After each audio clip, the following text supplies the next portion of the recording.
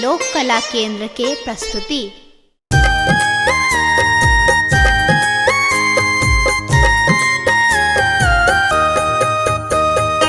एखन अहाँ सुनि रहल छी लोक कला केंद्र के प्रस्तुति।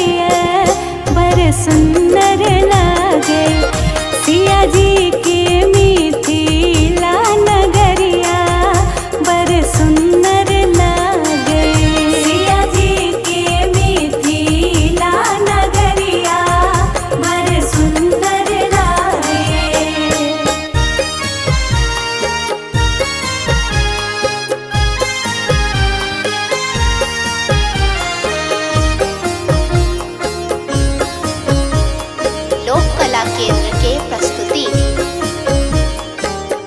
पग पग पोखर भेटत माछ मखान देखब। पग पग पोखर भेटत माछ मखान देखब। पग पग पोखर भेटत माछ मखान देखब।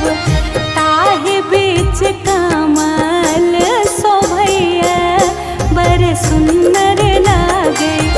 सिया जी के मिथिला नगरिया बड़ सुंदर लागे।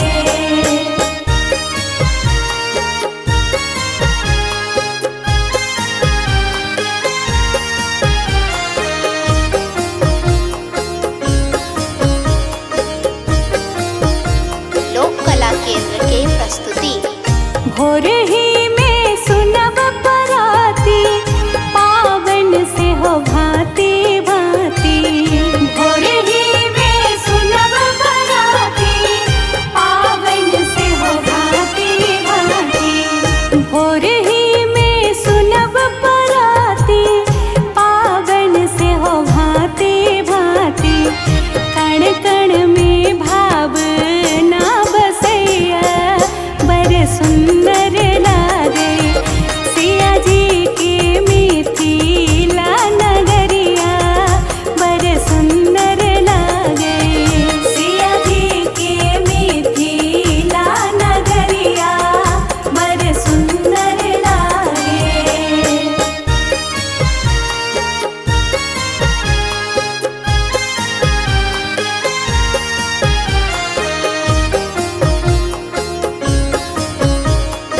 लोक कला केंद्र के प्रस्तुति।